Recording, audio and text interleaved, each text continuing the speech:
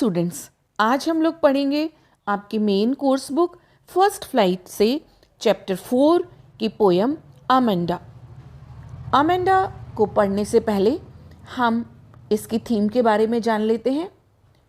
इसकी पोइटेस हैं Robin Klein. This poem provides a brief glimpse into two characters. जो ये पोयम है अमेंडा, इसमें दो पात्र यानी दो कैरेक्टर हैं और उन्हीं पर ही ये पोयम फोकस करती है। एक ब्रीफ ग्लिम्स यानी उन कैरेक्टर्स, उन पात्रों के बारे में एक थोड़ी सी झलक अपने रीडर्स के सामने प्रस्तुत करती है। The first one character of this poem is Amanda, जिसके नाम पर ये पोयम का टाइटल है। Amanda is a young school going girl. Amanda एक छोटी और स्कूल जाने वाली लड़की है। She is lost in the world of her own. उसकी अपनी ही दुनिया है और वो उसी दुनिया में लॉस्ट यानी खोई रहती है। She seems to love fairy tales. उसको ऐसा लगता है कि परियों की कहानियाँ, फेरी यानी परियाँ, उनकी कहानियाँ बहुत पसंद हैं। कैसी कहानियाँ? लाइक रैपंजेल। रैपंजेल एक लड़की है जिसके कि गोल्डन बाल हैं, लंबे लंबे। एंड मरमेड, मरमेड उसको कहते हैं जिसका आधा शरीर फीमेल लाइक और जो नीचे का पार्ट है वो एक फिश के समान होता है, उसको क्या कहते हैं? मरमेड यानी जल परी। Amanda's desire is to be free and lead a peaceful life. Amanda की इच्छा ये है कि वो हमेशा आज़ाद रहे और शांति से बिना किसी रोक टोक के अपने जीवन को जिए। And the second character is presumably one of her parents, और वो भी उसकी mother. The unidentified adult speaker in the poem is suppose to be Amanda's mother. जो दूसरा कैरेक्टर है वो अनआइडेंटिफाई यानी बहुत क्लियर नहीं है कि कौन बोल रहा है, लेकिन उनकी बातों से ऐसा लगता है कि ये अमेंडा की मदर हैं। The speaker mother represents the instructional control over Amanda's freedom. जो मदर हैं, जो पोएम में बोल रही हैं, वो इंस्ट्रक्शन देती हैं और वो इंस्ट्रक्शन के जरिए अमेंडा की आज़ादी पर कंट्रोल करती हैं। In this poem poetess Robin Klein addresses an important issue that every child face in their life. इस पोएम में जो पोएटेस हैं रॉबिन क्लाइन, वो एक खास इशू यानी खास टॉपिक को एड्रेस करती हैं, संबोधित करती हैं, जो कि हर बच्चा, खासकर स्पेशली गर्ल्स अपनी लाइफ में उस इशू को, इस बात को, इस प्रॉब्लम को फेस करती हैं। क्या है? Which is being controlled and monitored by the elders. कि जो बच्चे हैं वो जब अपने एल्डर्स के द्वारा, अपने पेरेंट्स के द्वारा, मदर और फादर के द्वारा उनको कंट्रोल किया जाता है, उनको मॉनिटर किया जाता है, and asked to behave in the way society expects them to. और उनसे ये कहा जाता है कि आप जिस सोसाइटी, जिस समाज में रहते हैं, उस समाज के according you will have to behave, आपको वैसा बिहेव करना पड़ेगा। तो ये जो इंस्ट्रक्शंस हैं, ये जो कंट्रोल है उनकी फ्रीडम पर, ये कंट्रोल और ये इंस्ट्रक्शन हर एक बच्चे को फेस करना पड़ता है और उनका रिएक्शन क्या होता है वो इस पोएम में बताया गया है। And now the rhyme scheme of the poem. तो पोएम अमेंडा की राइम स्कीम है ए ए बी ए सी सी सी, और फिर से ए बी ए सी सी सी। इस तरह से ये पूरी पोएम में ये राइम स्कीम, ये राइम पैटर्न चलता है। कैसे? Don't bite your nails Amanda, don't hunch your shoulders Amanda. दोनों में A and A same sound है, तो इसको हम क्या बोलेंगे? A and A. इसके बाद में stop that slouching and sit up straight. अब थर्ड लाइन में जो साउंड है वो फर्स्ट और सेकंड से डिफरेंट है, एंड फोर्थ वन में अमेंडा। तो क्या हुआ? ए थर्ड लाइन की साउंड डिफरेंट है इसलिए हमने उसको बी दिया, और ए और बी वाली साउंड रिपीट होती है लाइन 4 में तो अगेन क्या हुआ, ए, तो ये हुआ ए बी ए। अब स्टैंजा 1A में देखिए, there is a languid emerald sea where the sole inhabitants is me, a mermaid drifting blissfully. तीनों की जो साउंड है वो सेम है, सी मी ब्लिसफुली, लेकिन स्टैंजा 1 की साउंड से डिफरेंट है, इसलिए हम इसको देंगे सी, और तीनों में सी साउंड रिपीट हो रही है, सी सी सी। तो इसकी जो राइम स्कीम क्या हो जाएगी, ए बी ए सी सी सी। जब आगे के स्टैंजा आप देखेंगे तो सेम राइमिंग पैटर्न रिपीट होगा। तो इसकी राइमिंग स्कीम भी अब हमको समझ में आ गई है।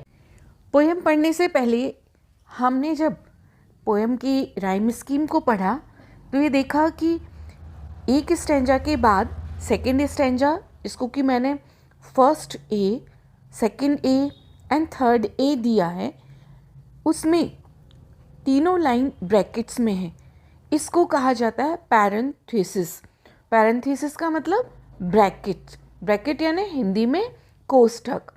तो जो ये पैरेंथेसिस में लिखा हुआ है, ये अमेंडा के इनर थॉट्स को, कि जब उसकी माँ उसको डांटती हैं तो उसके अंदर क्या चलता है, वो क्या सोचती है, तो इनको पैरेंथेसिस यानी ब्रैकेट में लिखा गया है।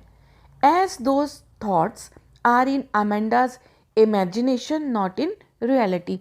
और ये पैरेंथेसिस यानी ब्रैकेट में क्यों लिखा है, क्योंकि ये थॉट्स उसकी इमेजिनेशन में है, उसकी कल्पना में है, वास्तविकता में नहीं है।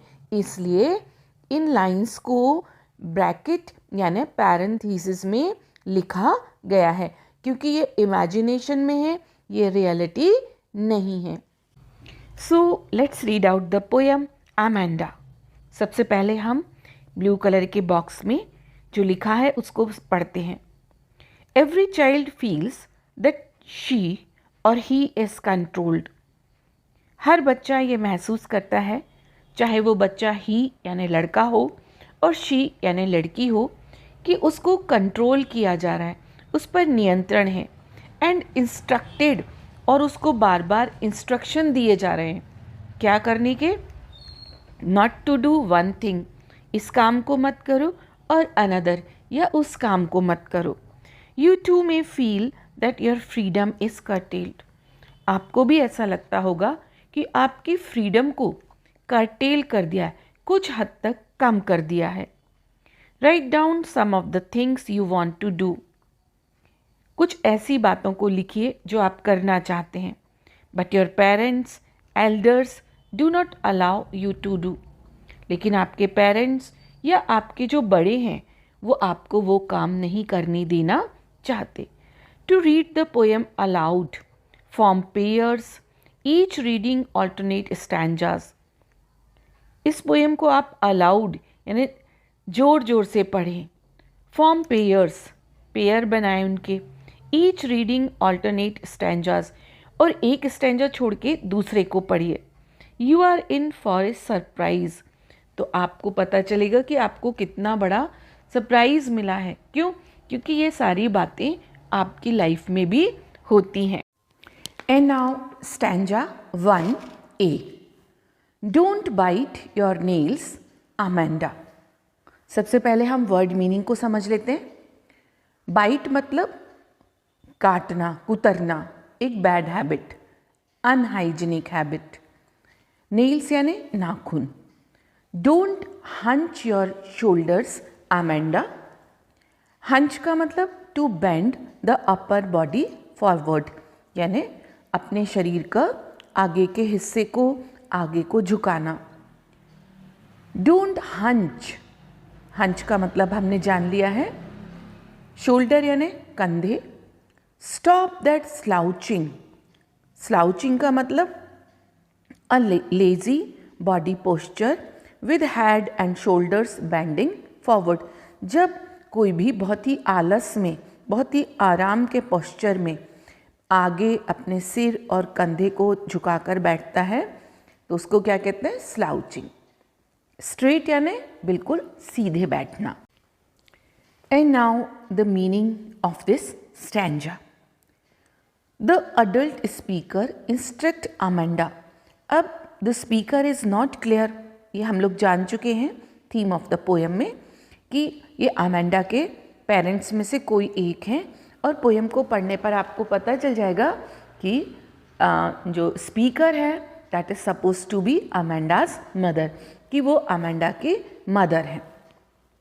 तो जो मदर हैं वो अमेंडा को इंस्ट्रक्ट कर रही हैं, उसको एक तरह से उसको निर्देशन दे रही हैं। क्या कह रही हैं?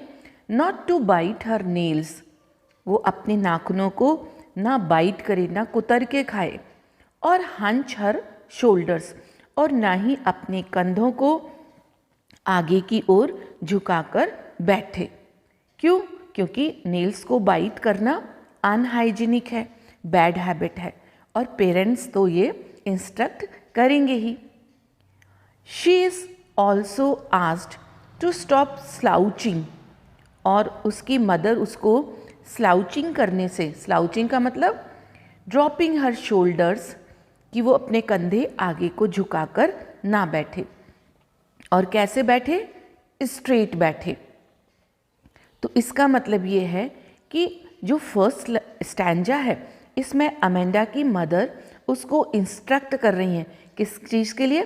डू नॉट बाइट नेल्स, नाखूनों को ना कुतरे, because it is a bad habit. Sit straight without bending her shoulders, कंधों को बिना झुकाए सीधे बैठे। Amanda has a bad habit of sitting in a lazy way, ऐसा लगता है कि अमेंडा की एक आलसी तरीके से आगे को झुककर बैठने की बुरी आदत है। That's why her mother is Poynting her out, और उसको इंस्ट्रक्ट कर रही हैं टू सिट करेक्टली। तो यहाँ पर जो पोएट हैं वो is talking about a little girl Amanda, एक छोटी लड़की है अमेंडा के बारे में बात कर रही हैं। Who is always scolded bye her mother for her mistakes, जिसको कि उसकी माँ हमेशा उसकी गलतियों के लिए डांटती है, टोकती है। While she is scolded she remains silent, वो बिल्कुल चुपचाप सुनती रहती है। और जो इन लाइंस के एंड में देखिए, अमेंडा के बाद में मार्क ऑफ एक्सक्लेमेशन लगा हुआ है, जो ये बतलाता है कि हर मदर इज़ स्कोल्डिंग, उसकी माँ उसे डांट रही हैं, उसको उसकी जो बैड हैबिट्स हैं उनसे वो इरिटेट हो रही हैं, फ्रस्ट्रेट हो रही हैं। That's why the last phrase और word Amanda is used with an exclamation mark, और इसी एक्सक्लेमेशन मार्क से उनकी मदर का जो बिहेवियर है अमेंडा की तरफ वो पता चलता है। और वो ऐसा क्यों कर रही हैं? Perhaps she wanted to become Amanda a good mannered social person, की एक बहुत अच्छी इंसान बने, इसलिए वो उसको इंस्ट्रक्ट करती हैं, उसकी फ्रीडम को कंट्रोल करती हैं। And now the parenthesis stanza 1A। Parenthesis क्या होता है ये हम लोग जान चुके हैं, जिसको कि ब्रैकेट में लिखा जाता है। तो इनमें इस स्टैंजा में Amanda is lost in her own dreams, वो अपने सपनों में खोई हुई है। And doesn't listen to what is being said to her, और उसकी मदर उसको क्या कह रही हैं वो इसको नहीं सुन रही है। देयर इज़ अ लैंग्विड एमरल्ड सी, लैंग्विड का मतलब रिलैक्स्ड, एमरल्ड एक प्रेशियस स्टोन है जो ग्रीन कलर का होता है। यहाँ पर सी को एमरल्ड यानी ग्रीन कलर से कंपेयर किया गया है, क्योंकि जो समुद्र के अंदर एल्गी यानी शैवाल वगैरह होते हैं उनके रिफ्लेक्शन से समुद्र का पानी हरा दिखाई दे रहा है। Where the sole inhabitant is me, और अमेंडा क्या कहती है? ऐसी जगह पर केवल सोल यानी ओनली, केवल मैं ही हूँ, वहाँ की रेजिडेंट्स, वहाँ के रहने वाली मैं ही हूँ। अ मरमेड, मरमेड अ मिथिकल सी क्रिएचर, एक समुद्री जीव, मिथिकल यानी जो हमारे पुराणों में या धार्मिक कथाओं में वर्णित है, जिसका कि हेड एंड ट्रंक यानी सिर और धड़ तो औरत का होता है, और जो टेल है वो that is like a fish. तो अ मरमेड ड्रिफ्टिंग ब्लिसफुली, और वो कहती है कि वो वहाँ पर एक मरमेड की तरह, एक समुद्री जल परी की तरह ड्रिफ्टिंग यानी धीरे धीरे तैर रही है, ब्लिसफुली बहुत ही हैप्पी मूड में। तो ये वो इमेजिनेशन करती है। ये हमने वर्ड मीनिंग समझा, अब हम इसके मीनिंग को समझते हैं। तो इन दिस स्टैंजा जो पोएट है वो उस लिटिल गर्ल अमेंडा की इमेजिनेशन को प्रेजेंट करती हैं, और वो लड़की अमेंडा वो लगातार अपने पेरेंट्स से स्कॉल्डेड यानी उसको डांट पड़ती है, और लेकिन वो उसकी परवाह नहीं करती है। To escape the adults continuous nagging Amanda begins day dreaming, और वो इस डांट के असर को कम करने के लिए, नैगिंग को, झिड़की को कम करने के लिए वो क्या करती है, डे ड्रीमिंग यानी चुपचाप सपने देखने लगती है। क्या सपना देखती है? She dreams of a beautiful green sea, वो देखती है अपनी इमेजिनेशन में कि एक बहुत ही सुंदर हरे रंग का यानी हरे पानी का समुद्र है। हरा रंग कैसे है ये हम जान चुके हैं। Why she is the sole inhabited, और वो वहाँ की सोल यानी ओनली एकमात्र हैबिटेंट यानी निवासी है, यानी वहाँ पर उसको डांटने फटकारने वाला कोई भी नहीं है। Who lives her life in a very relaxing way, और इस तरह से वो बहुत ही रिलैक्स मूड में वहाँ पर रहती है। She dreams of being a mermaid, और वहाँ पर वो सपना देखती है, अपनी इमेजिनेशन में देखती है कि वो एक जल परी की तरह, एक मरमेड की तरह वहाँ पर घूम रही है। हु ड्रिफ्ट और सेल्स पीसफुली ऑन दिस सी, और वो बहुत ही पीसफुली, बहुत ही शांतिपूर्वक, बिना किसी बाधा के ड्रिफ्ट धीमे धीमे पानी में तैर रही है।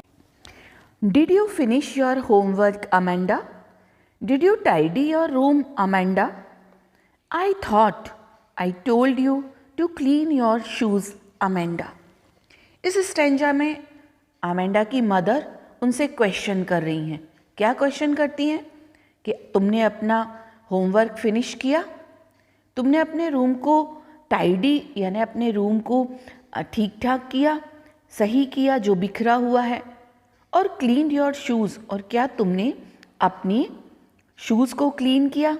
यहाँ पर अमेंडा की मदर उसको उसकी रिस्पॉन्सिबिलिटीज़ बता रही हैं, और जो ये क्वेश्चन मार्क है और थर्ड लाइन में मार्क ऑफ एक्सक्लेमेशन है, ये हमको क्या बता रहा है कि जो अमेंडा की मदर हैं उसको फोर्सफुली अथॉरिटेटिव वे में ये सब करने को कह रही हैं।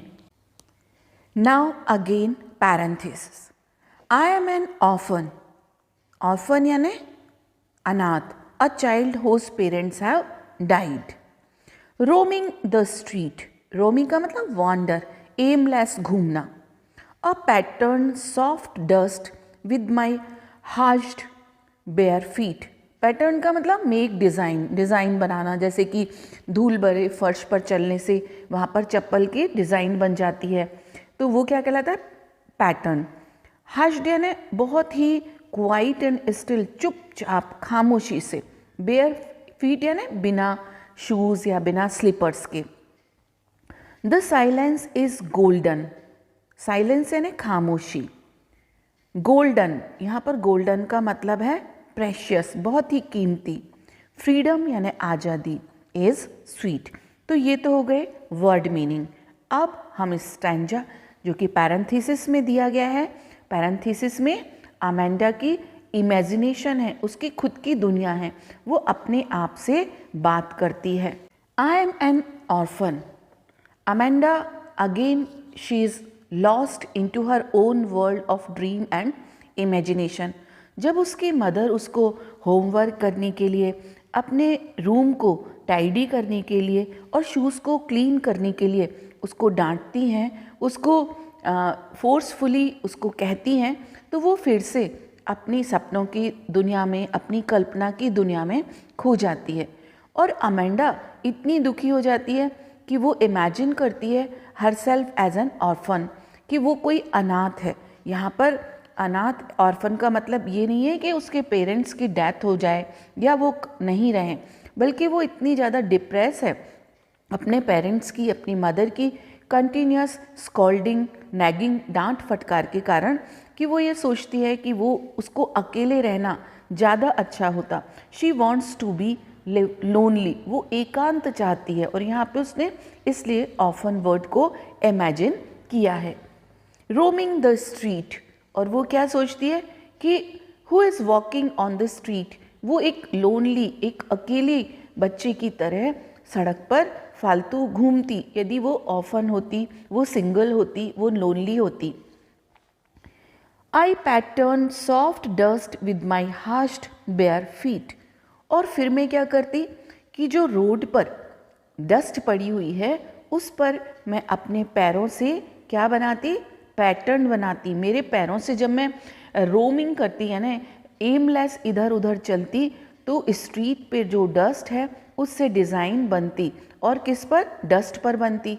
विद हर बेयर फीट, और वो चप्पल भी नहीं पहन के जाती like.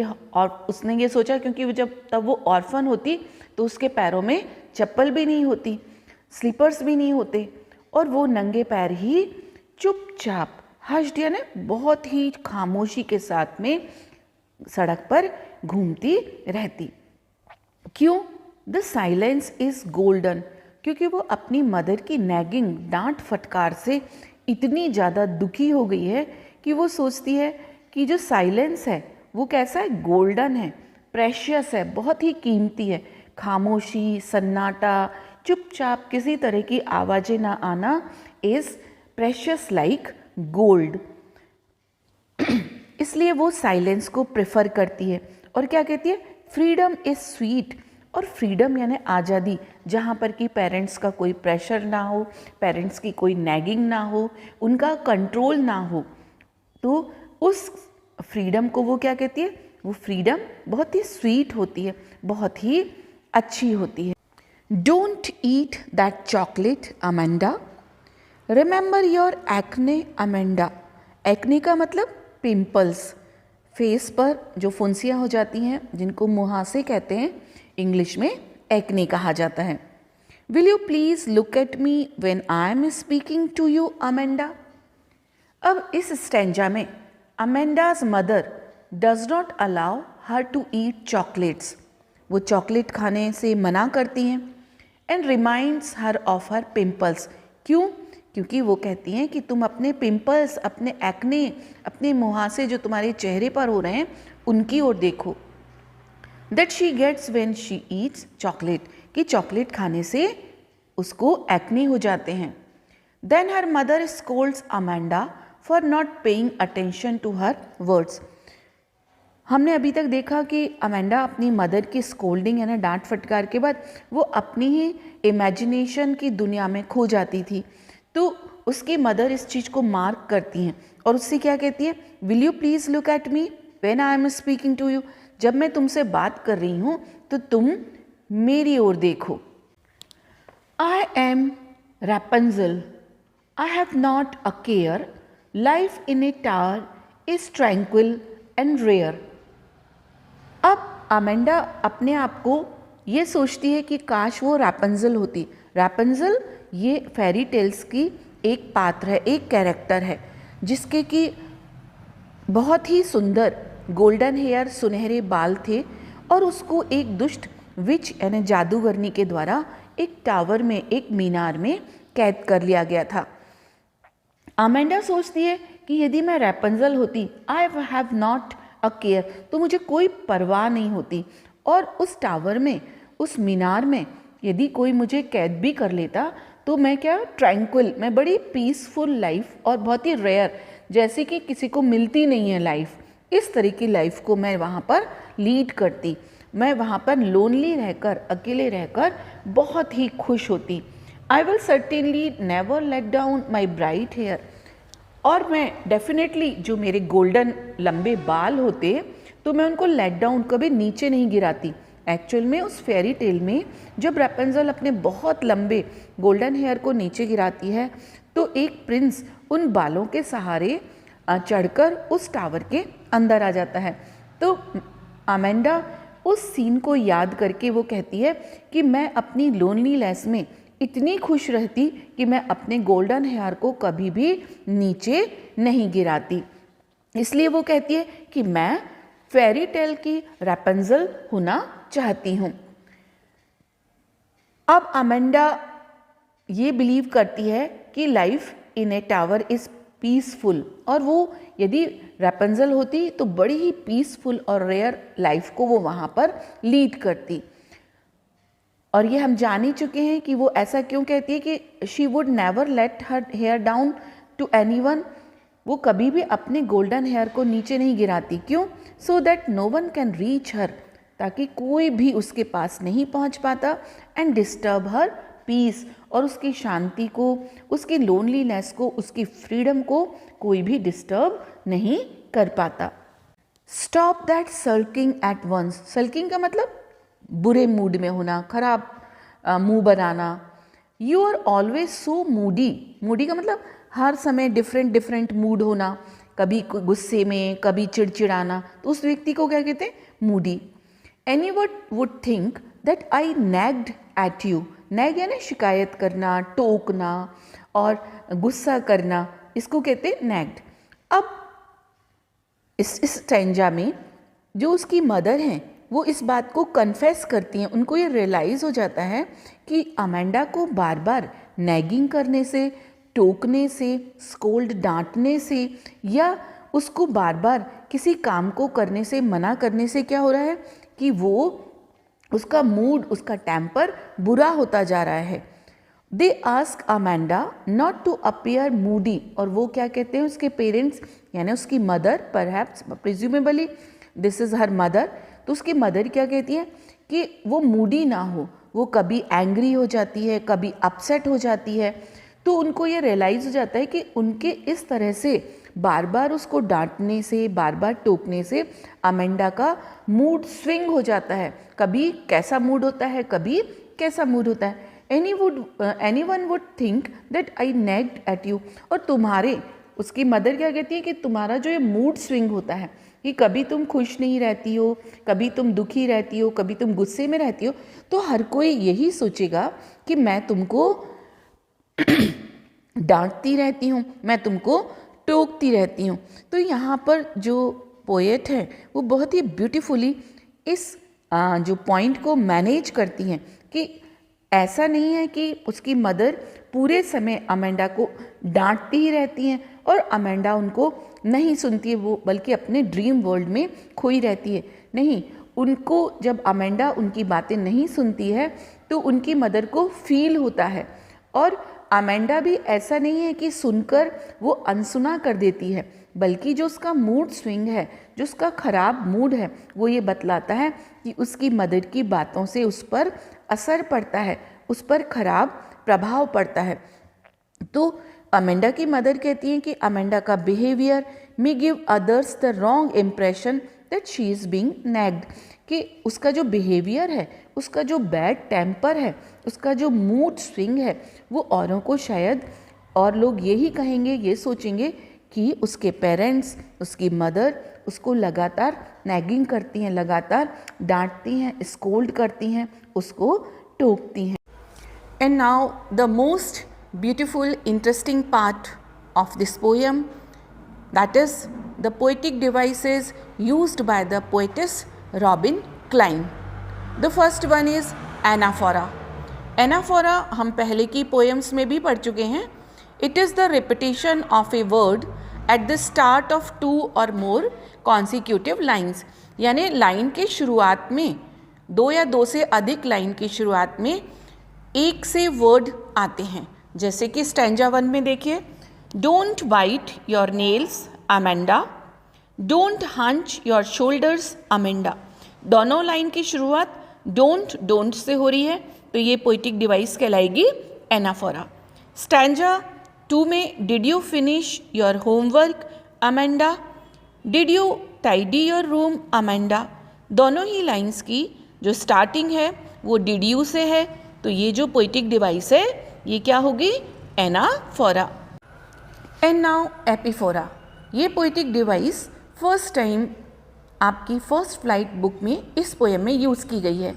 It is the repetition of a word at the end of 2 और मोर कॉन्सिक्यूटिव लाइन्स, यानी 2 या 2 से अधिक लाइन्स के जब एंड में सेम वर्ड आता है, उनका रिपीटिशन होता है, तो उस पोइटिक डिवाइस को कहते हैं एपीफोरा।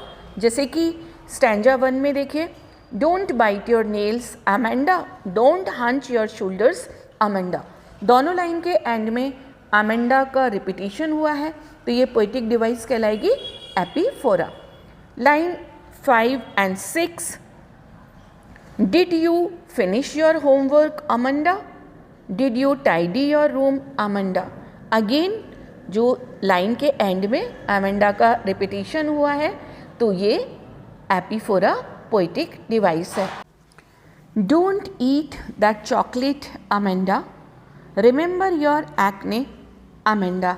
Again Amanda at the end of the line, उसका रिपीटिशन हो रहा है स्टैंजा 3 में। Then stanza 4, stop your sulking at once Amanda, you are always so moody Amanda. Again Amanda का रिपीटिशन हो रहा है at the end of the line, तो यहाँ पर भी एपीफोरा पोइटिक डिवाइस है। And now assonance. एजोनेंस में repetition of same vowel sound in different words in the same line, यानी एक ही लाइन में अलग अलग शब्दों में वावल साउंड का रिपीटिशन होता है। जैसे स्टैंजा 1 में देखिए, don't hunch your shoulders Amanda. यहाँ पर डोंट में ओ साउंड है, योर में है, शोल्डर्स में है, तो यहाँ पर ओ साउंड का जो कि एक वावल है उसका रिपीटिशन हो रहा है सेम लाइन में। स्टैंजा 2 में, I thought I told you to clean your shoes. Again O sound का रिपीटिशन थॉट में, टोल्ड में, यू में, टू में एंड शूज़ में। सेम लाइन में अलग अलग वर्ड्स में ओ का रिपीटिशन हो रहा है जो कि एक वॉवल साउंड है, तो ये पोएटिक डिवाइस होगी एजोनेंस। स्टैंजा 3 में, will you please look at me when I am speaking to you. Will you please, please में ई साउंड है, मी में है, वेन में है, स्पीकिंग में है। यहाँ पर ई साउंड का भी रिपीटिशन हो रहा है और ओ साउंड का भी रिपीटिशन हो रहा है, तो ये भी पोएटिक डिवाइस एजोनेंस है। इमेजरी। इमेजरी हम लोग जान चुके हैं, जिसमें कि जो पोएट है इस तरह से पोएटिक डिस्क्रिप्शन करता है कि रीडर उसको विजुअलाइज करते हैं, उनको ऐसा लगता है कि ये सीन उनके सेंसरी ऑर्गन्स या तो उनकी आंखें देख पा रही हैं या उसकी जो स्मेल है उसमें किसी खास तरह की वो महसूस कर पा रहे हैं। जैसे स्टैंजा 1A में, there is a languid emerald sea where the sole inhabitant is me, a mermaid drifting blissfully. पूरा जो स्टैंजा है वो ब्यूटीफुली डिस्क्राइब किया गया है और पढ़ते समय लगता है कि वाकई में हमारे सामने एक सी है, समुद्र है जो कि ग्रीन कलर का है, वहाँ पर एक मरमेड है, एक जल परी है जो कि अकेले ही उस सोल वहाँ की इनहेबिटेंट है और उसको एंजॉय कर रही है, उस सॉलिट्यूड को, उस एकांत को। तो ये जो डिस्क्रिप्शन है जो पोएट के द्वारा दिया गया है, ये पोएटिक डिवाइस इमेजरी कहलाएगा। एलिट्रेशन। एलिट्रेशन में same sound beginning of a word और एक ही लाइन में आती है। जैसे कि स्टैंजा 1 में देखिए, stop that slouching and sit up straight. S S S S, ये सेम साउंड का रिपीटिशन हो रहा है, तो ये कहलाएगा एलिट्रेशन। फिर स्टैंजा 4 में, stop that sulking at once Amanda. Stop and sulking, again S sound का रिपीटिशन हो रहा है किसी भी वर्ड की शुरुआत में, तो ये पोएटिक डिवाइस होगी अलिट्रेशन। अल्यूज़न। अल्यूज़न में किसी भी फेमस थिंग, प्लेस या किसी भी एनिमल की स्पीसीज़ का रेफरेंस दिया जाता है। जैसे कि स्टैंजा 1A में मरमेड, जो कि एक मिथिकल क्रिएचर है जिसमें कि एक फीमेल, जिसका कि हेड एंड ट्रंक फीमेल का होता है उस क्रिएचर का, और जो लोअर पार्ट उसकी टेल होती है वो फिश की तरह से होती है, तो यहाँ पर ये poetic device illusion. Metaphor. Metaphor में डायरेक्ट कंपैरिजन होता है, किसका, एक चीज़ का दूसरी चीज़ से, यानी उनकी कोई एक क्वालिटी सेम होती है। जैसे स्टैंजा 1A में देखें, Amanda compares herself to a mermaid. Amanda अपने आप को मरमेड से कंपेयर करती है। क्यों? क्योंकि वो उसकी तरह से सोल सिंगल रहना चाहती है। और स्टैंजा 2A में poetess has compared silence with gold as both are glorious both are precious. Poetess ने साइलेंस को गोल्ड से कंपेयर किया, जबकि साइलेंस का मतलब खामोशी होता है और गोल्ड का मतलब सोना। लेकिन अकॉर्डिंग टू पोएट और अमेंडा क्या चाहती है कि साइलेंस भी उसके लिए बहुत प्रेशियस है, इसलिए उनके प्रेशियसनेस को का कंपैरिजन किया गया है साइलेंस और गोल्ड का। तो ये हुई यहाँ पर मेटाफर पोएटिक डिवाइस। स्टैंजा 2 में poet's compares freedom with sweetness. जबकि फ्रीडम और स्वीटनेस दोनों वर्ड अलग हैं, दोनों का मीनिंग अलग है, लेकिन उनकी एक क्वालिटी की जो फ्रीडम है वो स्वीट होती है और स्वीट तो स्वीट होती है, तो स्वीटनेस का कंपैरिजन किया गया है। तो ये जो पोएटिक डिवाइस है वो मेटाफर है। आगे Amanda compares herself to an orphan. Amanda ने अपने आप को ऑर्फन कंपेयर किया है, क्योंकि लाइक ऑर्फन, जैसे ऑर्फन लोनली होते हैं, अकेले होते हैं, कोई नहीं होता, तो वो अपनी लोनलीनेस को, वो अपना अकेलेपन को कंपेयर करती है ऑर्फन से। तो ये भी मेटाफर पोएटिक डिवाइस है।